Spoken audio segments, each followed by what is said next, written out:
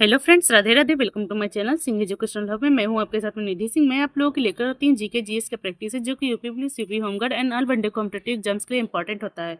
आज का टॉपिक है हमारा बौद्ध धर्म। आज हम लोग बौद्ध धर्म के बारे में पहले पढ़ेंगे, फिर उसके बाद में हम लोग इसके एमसीक्यू क्वेश्चन करेंगे जो कि बहुत इंपॉर्टेंट होने वाले हैं। तो अगर आप लोग यहाँ तक आ गए हैं तो क्लास के अंत तक जरूर बने रहिएगा। तो चलिए चलते हैं बौद्ध धर्म के बारे में जानते हैं। बौद्ध धर्म, आज का टॉपिक है हमारा बौद्ध धर्म। बौद्ध धर्म भारत के श्रमण परंपरा से निकला ज्ञान, धर्म और दर्शन है। जो चीजें याद करने लायक है उनको मैंने हाईलाइट कर दिया है। फिर इसके ईसा पूर्व 6वीं शताब्दी में महात्मा बुद्ध द्वारा बौद्ध धर्म की स्थापना की गई। किसके द्वारा की गई? तो महात्मा बुद्ध के द्वारा बौद्ध धर्म की स्थापना की गई। बहुत प्रश्न बनता है इससे कि बौद्ध धर्म की स्थापना या इसके संस्थापक कौन है या किसके द्वारा की गई। तो आप लोगों को आंसर बताना है कि महात्मा बुद्ध के द्वारा बौद्ध धर्म की स्थापना की गई है। ठीक है, अगला पॉइंट है हमारा, महात्मा बुद्ध का जन्म 563 ईसा पूर्व में कपिलवस्तु के लुम्बिनी नामक ग्राम में हुआ था। यह भी प्रश्न बहुत बनता है कि महात्मा बुद्ध का जन्म कहाँ हुआ था। तो आप लोगों को बताना है कि कपिलवस्तु के लुम्बिनी नामक ग्राम में हुआ है। ठीक है, फिर है तथा गौतम बुद्ध को ज्ञान प्राप्ति बोध गया बिहार में हुई और बुद्ध का महापरिनिर्वाण 483 ईसा पूर्व में कुशीनगर में हुआ।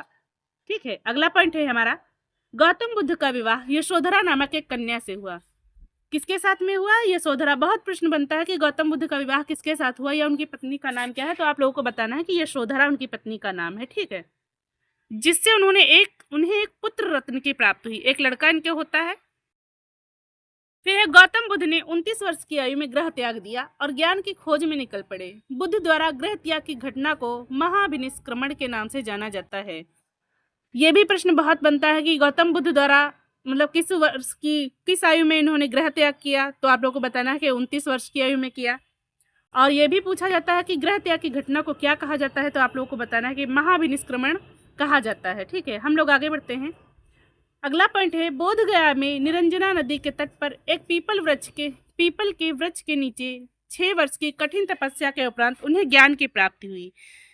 कितने दिनों बाद प्राप्त हुई? तो ये आप लोग बताना कि 6 वर्ष की कठिन तपस्या के बाद उन्हें ज्ञान की प्राप्ति हुई। किस नदी के किनारे? तो आपको निरंजना नदी के किनारे बताना है। ठीक है, ये भी बहुत प्रश्न बन जाता है कि किस नदी के किनारे पे उनको ज्ञान की प्राप्ति हुई। तो आप लोग को बताना है कि निरंजना नदी के किनारे पीपल के वृक्ष के नीचे। ये भी बहुत इंपॉर्टेंट है, आप लोग बहुत ध्यान से पढ़िएगा।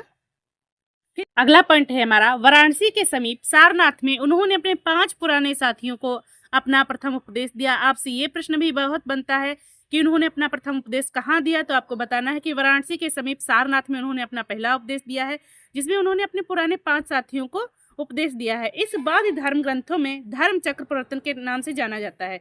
इस ज्ञान देने के उपदेश को धर्म चक्र प्रवर्तन के नाम से जाना जाता है। ये पॉइंट आप लोग बहुत याद रखिएगा। धर्म चक्र प्रवर्तन किस नाम से जाना जाता है? तो धर्म चक्र प्रवर्तन के नाम से जाना जाता है। फिर है गौतम बुद्ध का निधन कब हुआ? तो आपको बताना है कि गौतम बुद्ध का नियम 483 ईसा पूर्व में कुशीनगर, देवरिया जिला, उत्तर प्रदेश में हुआ, जिसे बौद्ध धर्म ग्रंथों में महापरिनिर्वाण की संज्ञा दी गई। आपसे ये प्रश्न भी बहुत बनता है कि गौतम बुद्ध का जो निधन हुआ उसे क्या कहा जाता है। तो आप लोगों को बताना है कि इसे महापरिनिर्वाण कहा जाता है। ठीक है, अगला पॉइंट है, गौतम बुद्ध ने अपने जीवन काल के दौरान सर्वाधिक उपदेश कहाँ दिए? तो आपको बताना है कि कौशल राज्य की राजधानी श्रावस्ती में दिए। सर्वाधिक उपदेश श्रावस्ती में दिए हैं। ठीक है, अगले पॉइंट पे चलते हैं हम लोग। बहुत इंपॉर्टेंट पॉइंट है जो याद करने लायक है, मैंने उसे सबको हाईलाइट कर दिया। आप लोग पढ़ने मात्र से ही आपको याद हो जाएगा। ठीक है, पॉइंट पे चलते हैं। गौतम बुद्ध ने सांसारिक दुखों के संबंध में 4 आर्य सत्यों, दुख समुदाय, दुख निरोध और दुख निरोधगामिनी प्रतिपदा का उपदेश दिया है। ठीक है, अगला पॉइंट है आपका, गौतम बुद्ध ने सांसारिक दुखों से मुक्ति हेतु अष्टांगिक मार्ग की बात कही है। किस मार्ग की बात की है? तो अष्टांगिक मार्ग की बात कही है। फिर है बौद्ध धर्म के धर्म ग्रंथ को त्रिपिटक के नाम से जाना जाता है। किस नाम से जाना जाता है? तो त्रिपिटक के नाम से जाते हैं।